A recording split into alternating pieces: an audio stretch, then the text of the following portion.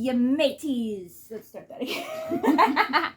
And welcome, ya mateys, to another episode of Chapter Reactions with your favorite Elvish author / Elvish pirate, Christine E. Schulze, author of young adult fantasy.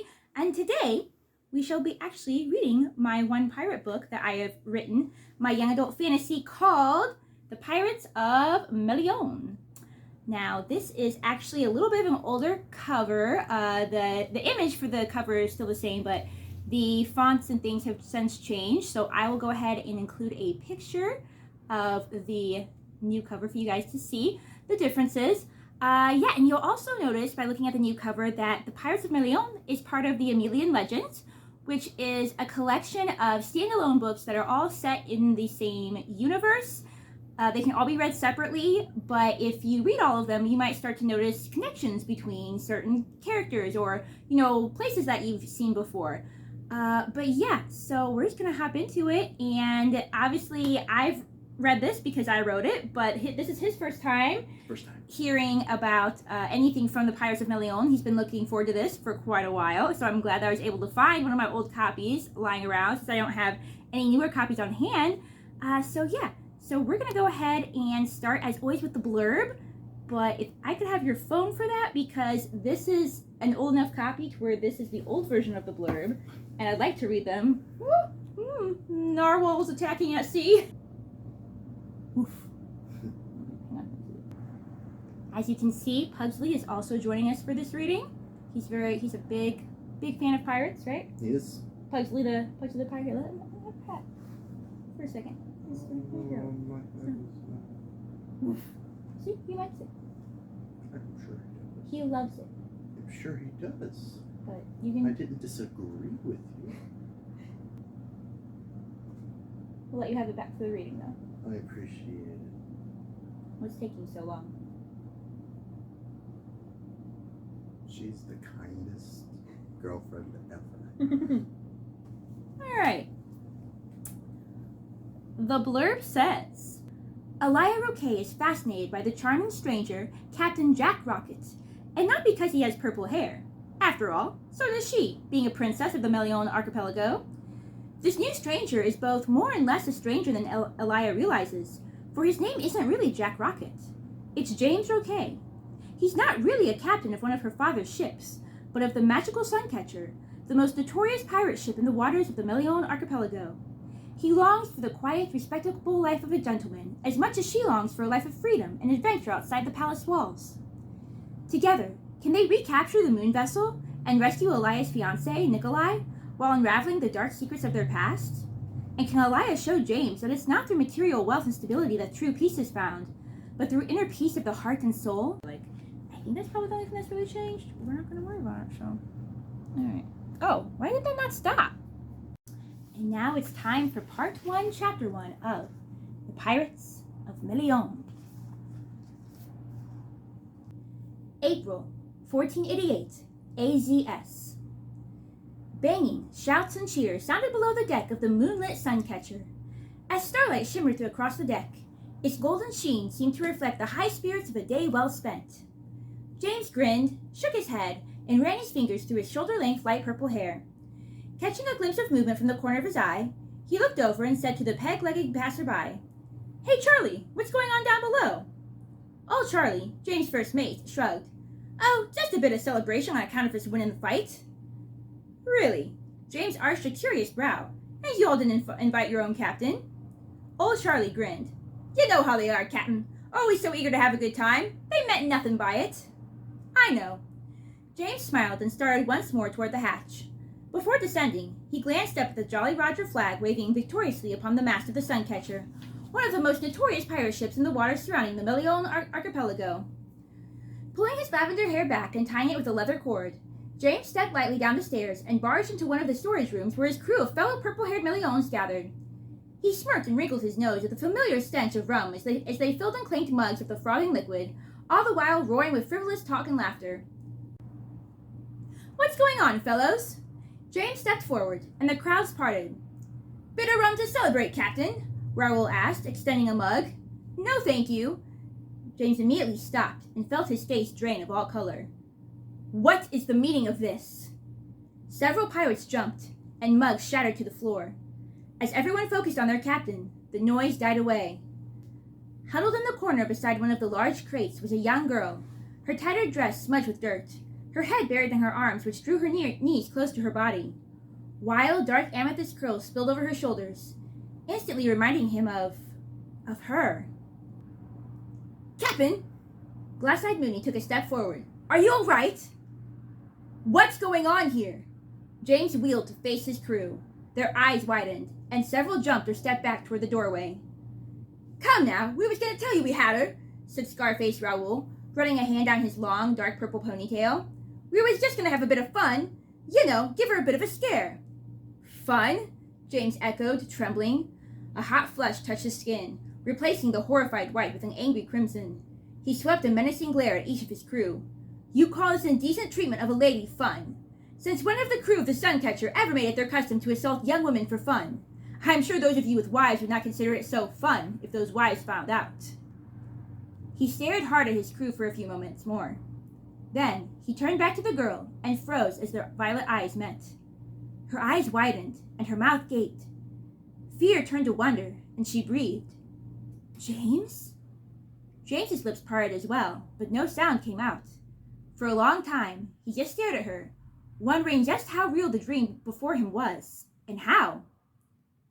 James! This time, her voice jarred him back to his senses. Keeping his gaze locked on her, he barked over his shoulder. All of you get out and leave us alone! Out! No one dared disobey. James continued to watch her, listening to the sound of footsteps receding up the stairs, and as Mooney whispered, Captain's been acting mighty strange lately, hasn't he? To which Waldo replied, I think he'd be happy we finally caught her. The door shut behind them, and James turned his attention to her. Yes, things had changed since he had first met her, and especially now that she was before him again. Chapter 2. January, 1488 AZS. Waldo sighed, scratched his bald head, and gazed out once more through the telescope. He's been gone forever. Let me have a look, Mooney whined. Please, you've had the telescope the whole time. I've already told you 3 times. Captain left me on watch because you broke his last telescope. Wait, here he comes. Waldo set the telescope down. Mooney cast a hopeful glance at it, but Waldo thrust the oars into his hands. And why do I always have to do all the rowing? Mooney wailed as he rowed toward shore. James raced through the shallows and hopped in. Get a move on, he commanded. Some of Granger's fellows are soon to be right on our heels. Mooney began rowing madly, all the while muttering beneath his breath.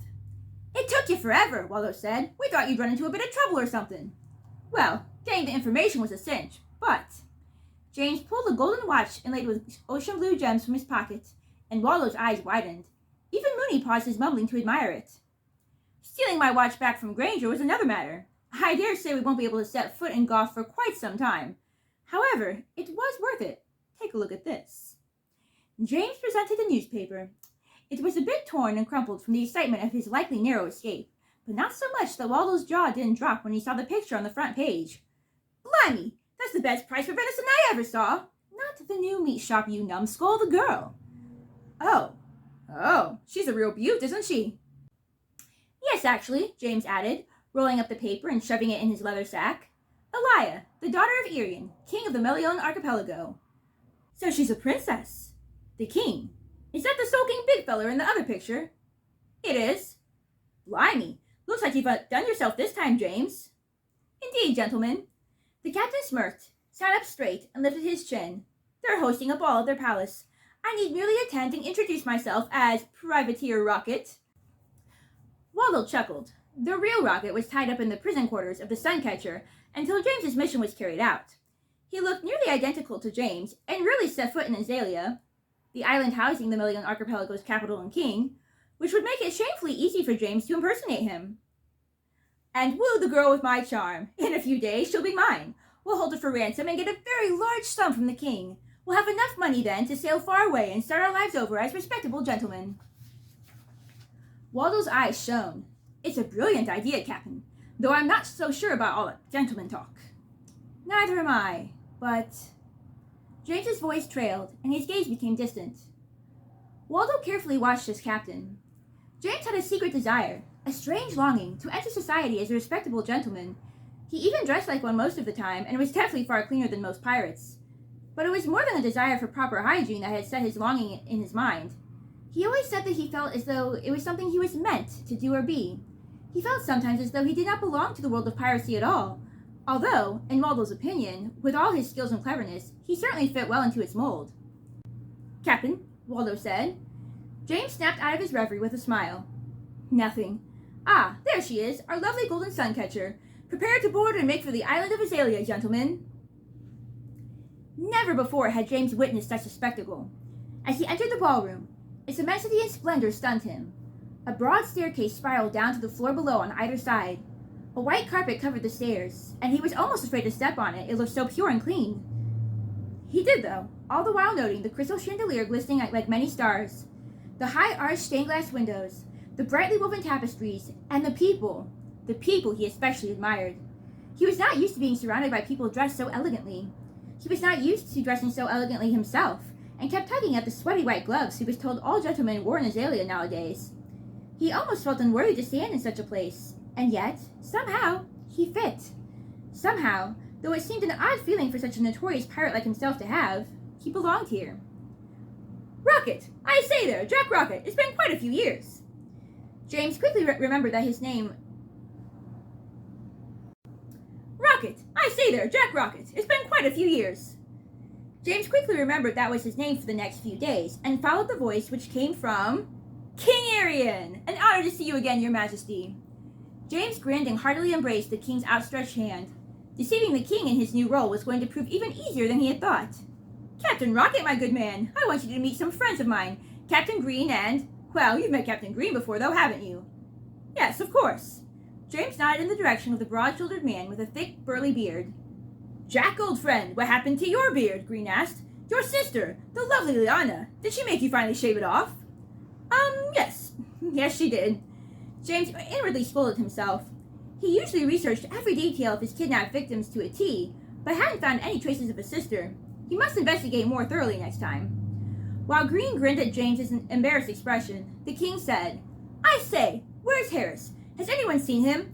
"Ah, never mind. Elia, come here, child." At the mention of this name, James lifted his chin. This was what he had been waiting for. A petite form stood with her back turned, talking to several other young ladies. Her head raised slightly as she heard her name called. Then she turned. James could only stare. She was the most beautiful thing, draped from head to toe in white silks and diamonds. Her dark purple curls swooped elegantly atop her head. But what struck him most of all were her eyes. Never had he seen eyes of such a bright violet hue as his own until now. Their serenity and warmth attracted him most of all. Where had he seen those eyes before? "I said, this is my daughter, Princess Elia. Jack?" "Jack? Oh, forgive me." James shook his head and snapped back to his senses with a half grin. "I was speechless at your daughter's grace and beauty." He took her slender hand and kissed it. "An honor to meet you, Princess Elia." "And you, Mr. Roquette." Elia smiled, a gesture that was also strangely familiar. "Well then," the king beamed, "I'll leave you two alone to become better acquainted. Do enjoy yourselves." He scurried off to chat with another group of nobles, and Elia said, "So, Mr. Roquette, father tells me you're one of his best privateers. Please, do tell me of your adventures." Long they talked of sailing, quests, art, music, literature. They seemed to share many common interests. She was sweet and friendly, but also possessed a longing to taste adventure, asking him much of his exciting travels. She was the most fascinating person he had met in a long time, and he was certain to tell her this. "I could say the same about you," she said. "Well, you're the most interesting after Nicolai anyway," she added softly, looking down and blushing. "Nicolai?" James inquired. "A suitor of yours?" A suitor would usually make his job more difficult, but he already seemed to have earned her trust. She was so enthusiastic about sailing, he felt certain he could get her onto his ship that very night if he tried hard enough. But for now, he would take things slowly and enjoy the game. "Yes, his name is Nicolai Spark, and he's the kindest, sweetest, most considerate..." She sighed and smiled. Her eyes shone at first, but gradually they darkened, and she blinked as if fighting back a few tears. "But father would never approve," she whispered. "He's a deckhand on one of father's ships. He's not good enough. Not a true gentleman in Father's eyes. The only suitors Father ever picks for me are so stuffy you could suffocate just breathing in their presence." James laughed and then grinned playfully. "But I'm not that way, am I?" "No," she said, smiling gently. So we are going to move on to read chapter 3, but we're going to pause just so that I can ask you what you're thinking of the book so far. I'm really liking this James guy. Yeah, what do you like about him? He's sly and sneaky. Yeah. I like sneaky characters. What do you think? Do you have any thoughts? I know it's very early, but do you have any thoughts yet on what's going to unfold between James and Elia? I don't know yet. Okay. Yeah. Well, we're going to see if anything happens exciting in chapter 3. Okay. James and Elia spent a great deal of time together over the next few days. James told her of his adventures, modifying them to fit a privateer's lifestyle, of course, and Elia was quick to parade him around court and proudly introduce him as the famous Captain Roquette. Their favorite place was in the palace garden, a quiet, shaded haven where they could walk and talk undisturbed. Oddly enough, during their talks, James found himself thinking less and less of how to lure her onto his ship.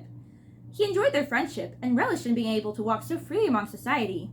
If only things could remain just this way forever. He must eventually carry through with his plan, though, for the sake of his crew, but the thought of deceiving this new friend troubled him. Perhaps there was another way, and perhaps there wasn't. He wouldn't worry about it just yet. "So," James said one bright morning as they strolled through the gardens, "about this Nicolai." Elia looked up at him. "Oh, I'm sorry. What did you say?" James grinned. "Nicolai? I'm just curious about the man such an adventurous free spirit like yourself would choose to court. For instance, I'm curious as to how you even met such a man your father would so strongly disapprove of." "The day I met Nicolai," Elia sighed and stared out at the sea of flowers surrounding them. "It was a bright spring morning. May, 1487, AZS. It was a bright spring morning." Elia slipped through her secret wooded paths illuminated by shafts of soft sunlight. Her goal this morning was the island of Plum, one of the less fortunate islands of Meleeon, where she often visited the poor, helping bring food and clothing to them, and spending time with the children who enjoyed hearing the wild tales she loved to create. Of course, if her father knew what she was really up to, he would have thrown a fit.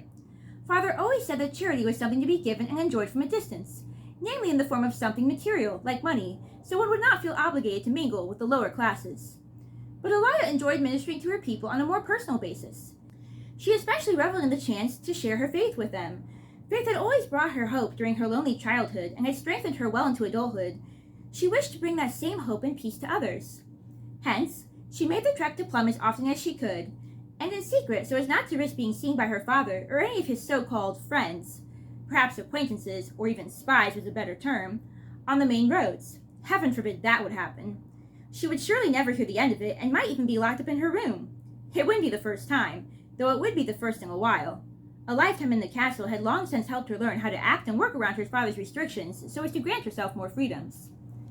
Today, she had told her father she was simply taking a walk in order to get inspiration for her drawings. She always took a sketchbook along, and would take time to stop and draw a plant, animal, or two, so that she would have something to show her father when he asked to see her new sketches. Elia inhaled the cool, sweet breeze and smiled, enjoying her little adventure and the temporary freedom it afforded, when all of a sudden, Miss Elia, you forgot your shawl. The king will be in a tizzy that you'll catch cold." "Great archipelago," Elia muttered. Did her father have to fuss over her health every time the temperature dropped the smallest fraction? There was hardly a chill in the air, and she wasn't one to fall easily ill besides. "Lady Elia? Lady Elia!" Elia's stomach lurched. The voice already loomed closer. How on earth had the servant managed to figure out which direction she had taken? She glanced down at her wrinkled dress and muddy boots and vainly tried to untangle the leaves stuck in her wild curls. She couldn't be caught like this by one of her father's servants. There was only one thing to do. She ran through the woods faster than she would have ever imagined possible in her long gown. Her boots pinched her feet, and her corset squeezed tighter, making her lungs burn, but she only ran harder, glancing back every now and then and breathing a sigh of gratitude when she did not see the servant pursuing. His voice grew fainter. Elia threw a final look over her shoulder. "Whoa, watch out!" Elia tripped over a root and crashed to the ground. She lay stunned for a moment, but quickly recovered, kneeling and clutching her side, too winded to stand up and wondering how the servant had caught up with her all of a sudden. But then she saw a pair of very large but worn, simple leather boots that could certainly not belong to one of her father's servants. "Are you all right?" the voice asked, deep but tender, and this time her heart skipped a beat. "Here, let me help you up." Slowly, she looked up at the tall young man standing before her and offering his hand. She took his hand, which closed gently but strongly around hers, and let him help her to her feet. Her eyes locked on his, a dark, wonderfully warm and mysterious green. He stared back, seemingly just as enchanted. "Lady Elia!" The approaching call drove them from the reverie. "Lady Elia!" Elia glanced all around, her hand tensing in his. "Is he looking for—" "Come on," Elia said, dragging him by the hand through the woods on another mad sprint. "I'm Elia," she panted. "What's your name?" "Nicolai, but what—" "Pleasure to meet you, Nicolai. Now, should we get caught, I can honestly tell my father you are not a stranger and he need not get concerned." "Your father? Who's he? And why are we running?" "It's rather complicated, but don't worry. It's not like I'm a wanted criminal or anything like that. Come on, then. Hurry, down to the ocean." January, 1488, AZS. Elia laughed and then released a deep sigh. "We ran all the way down to the ocean, which is where he was heading anyway. The ship he worked on was sailing that day to Plum, so I caught a ride with him there. It was on that short trip that he told me all about his family. He didn't push when I offered no information about my own. He wasn't prying, and I appreciated that. He had nothing to do for the rest of the day, so he came along to help me with the orphans. You should have seen him with the children. They all loved him. He was so patient and compassionate and made them laugh. Well, he made me laugh, too. He offered to take me home at the end of the day, and without thinking, I told him where I lived. He was impressed and thought I was a servant at the castle. Then, of course, I had to tell him the truth. He was shocked at first, then worried and disappointed. But I was quick to show him that I was in no means prejudiced like my father, and asked if we could meet again next Friday. His face lit up, and he agreed. We've been seeing each other secretly ever since." "He sounds like an honorable young man," James said. "I'm happy for you. How are things going lately?" "Oh, wonderful," she breathed, leaning a little closer to him. "Of course, I haven't told Father about him yet. I know he would never approve." James only nodded, and his lips drew into a tight frown. He knew what it was like to be judged just because of a title, a profession, a name that one hadn't even chosen. They stopped beside the rose blossoms. As Elia delicately fingered the petals of a large white bloom, she asked, "Jack, I know something is wrong. What troubles you?" For a moment, James stared at her. Her eyes carefully searched his. It was as if she reached down into the depths of his very soul to extract his darkest secrets. He liked to think he hid his feelings well, but he had never been around someone who could be so perceptive after knowing him only a few days. "Elia, you think and speak of me so very highly, but in reality, there are things I have done, terrible things that I have witnessed and could have stopped, but you told me about how you were once in love with another man and how your best friend stole him from you. How do you continue on so peacefully with other people when they do such things, and also remain at peace with yourself?" "First of all," Elia said slowly, "it is not my place to judge you by whatever you've done in your past. Secondly, my peace comes from Amiel, our great God and creator of all worlds. A peace is not the absence of conflict, but the absence of inner conflict of the soul. When I go through hard times, I pray to Amiel to help me through them, and he fills my heart with a peace that I can then share with others. Of course, I was upset with Zelia for a time, but then I forgave her, just as Amiel forgives us. Besides, Kaiva was obviously not the one that Amiel had for me since I found Nicolai, so it all worked out for the best, as it always does in the end. Amiel could give you the same peace, Jack, if you only ask and put faith in him."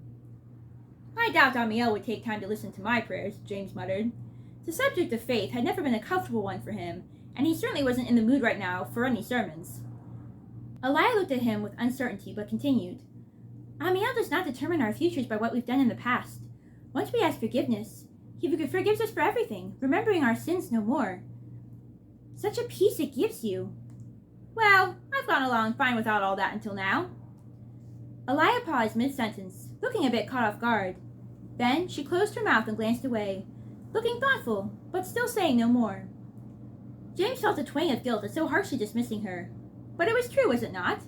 He had had many narrow escapes, but escape he had always managed. He was well on his way to amassing a great enough fortune to enter society and become an honest, honorable gentleman. Then he would obtain his peace. He certainly didn't need Amiel for that. To him, gods had always been fairy tales concocted for and by the rich, so that they might declare themselves the only ones good enough for gods by saying their supposed superior virtue was why they had blessed them with such wealth. He had attended such a church once. He was a small boy then, and he had wandered in upon hearing the beautiful singing from outside. He had wanted to stand in the front so that he could see the choir in their lovely white robes, but the elegantly dressed, so-called loving followers of faith, had taken one look at his shabby garb and dirty face and forced him to sit in the back of the room. He had never returned to a church since. If Amiel showed prejudice against him, why shouldn't he be prejudiced right back? He received enough unfounded criticism from the people around him. He certainly didn't need such nonsense from a mythical being. All the same, he wished he could possess Elia's calm spirit. James shook the thought from his mind and quickened his pace.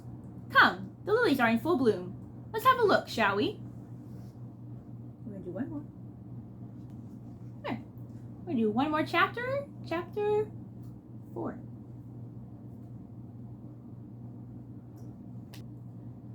Elia sat with her father in his study, she with one of her favorite books, while the king sat immersed in the morning paper. She sighed, and her father looked up at her with a grin. She may have been looking at the book, but she was not reading it. Her thoughts drifted, and she shifted uncomfortably as her father took notice. So, a mischievous twinkle illuminated his eyes. How are things going with you and the captain? Elia looked up at him. What do you mean, father? Well, you two have been spending a lot of time with each other, haven't you? Elia frowned, confused at first, and then gasped. Oh, father, do you think? Mr. Roquette and I are just friends. While it's true that he is intelligent, and he's been all over the world, and kind and gentle, she would have added that he seemed daring and adventurous, but thought better of it. Her father already thought her too free-spirited without her associating with someone of the same character. He thinks of me as a sister, and I think of him the same way, not at all the way I think of Nicolai Spark. She gasped again, biting her lips so hard that she almost tasted blood. Who? Her father glared sternly, gripping the edges of the newspaper so tight that his knuckles blanched. Nicolai Spark, you know. Yes, I know, he said, slapping the paper down on the table beside him. But what are you doing associating again with a common deckhand? Elia frowned and narrowed her gaze, wishing for the millionth time that she had never told her father earlier that week about Nicolai, or Nicolai the deckhand, as her father usually dubbed him with a scowl. Father, he's so sweet and very intelligent.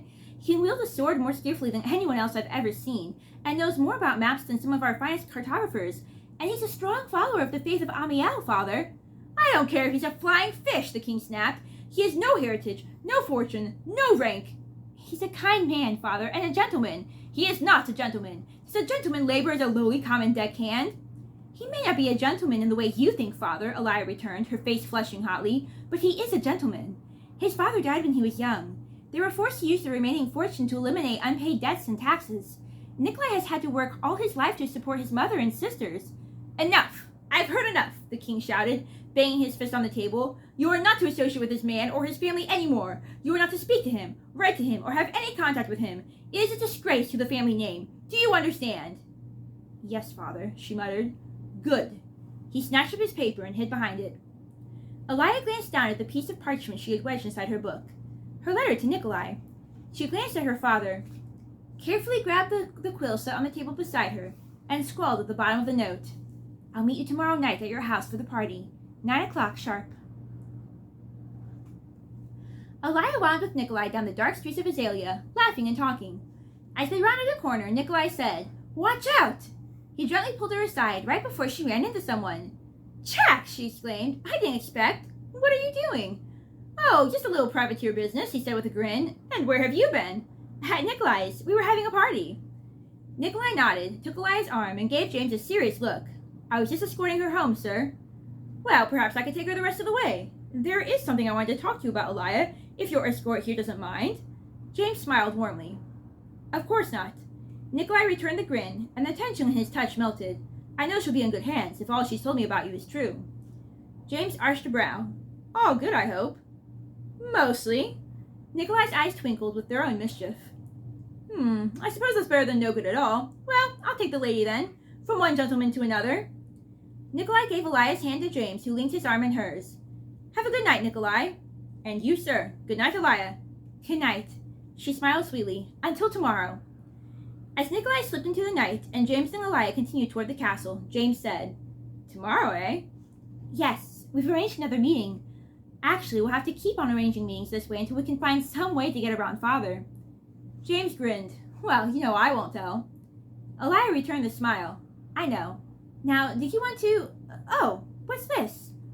She gazed down at the ground where a small object glistened gold in the pale moonlight. Oh, I must have dropped it. James stooped to retrieve it, but she had snatched it up first. Looks like a small picture frame. She carefully traced her fingers along its smooth oval surface, and so familiar. Turning it over, she inhaled sharply.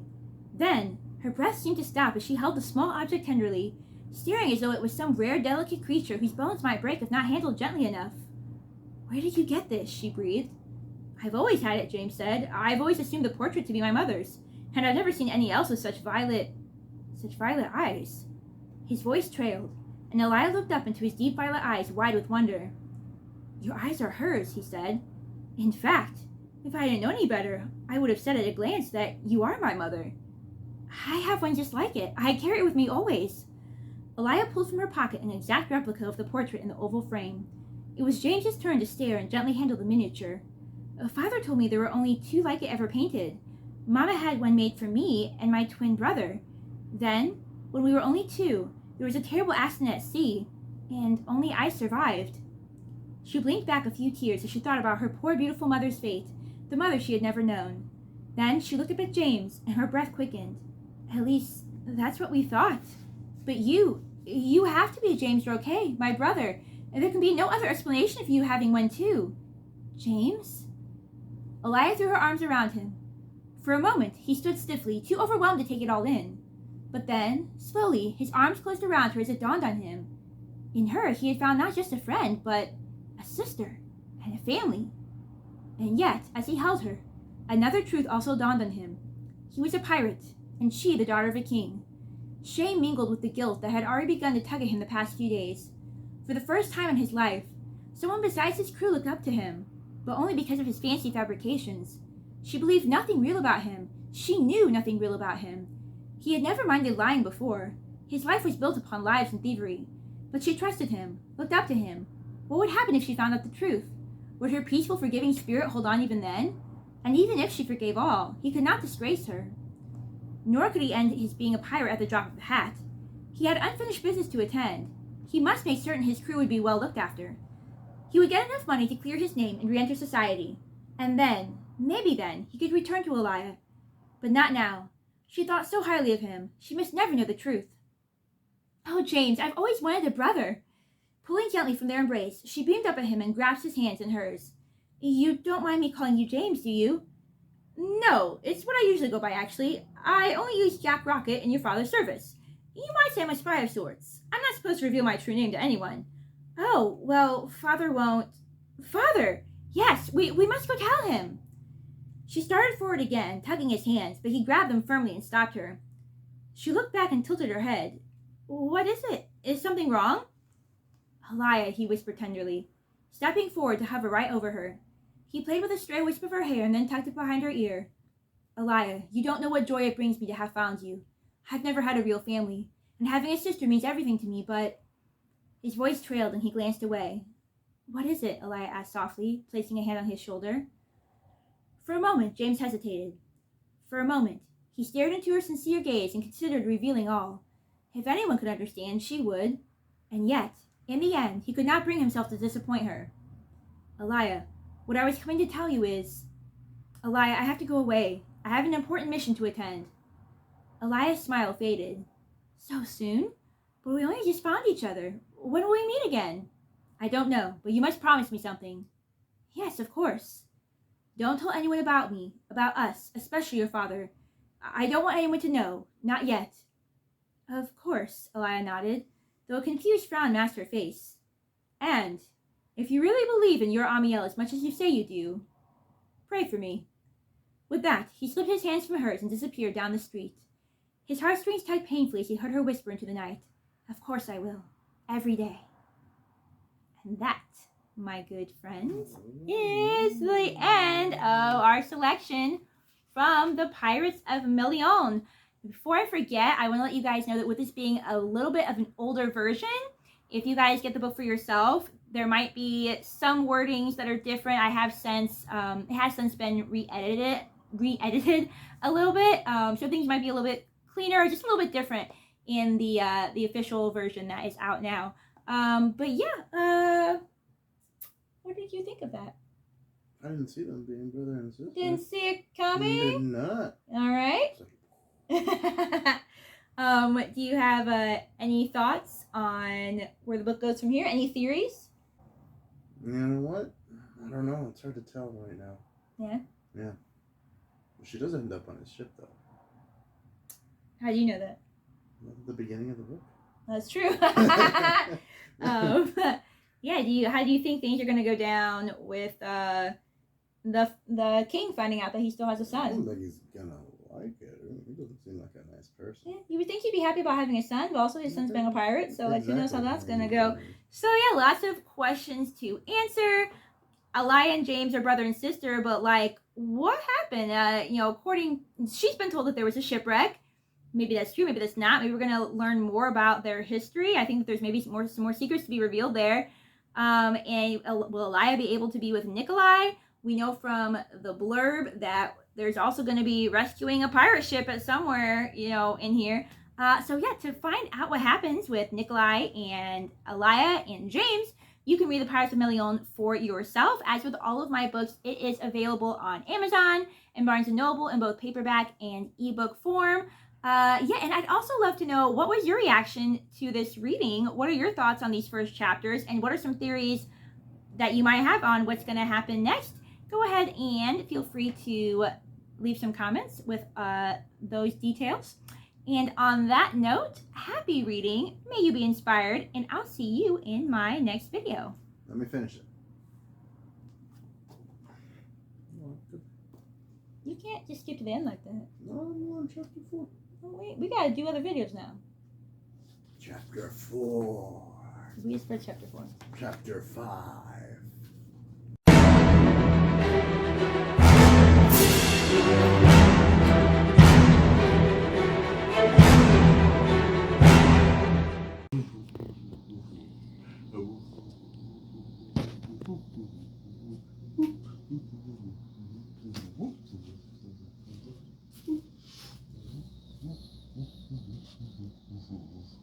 He has the best face. He does have the best face. He has the best face. You have a good face. You have a good face.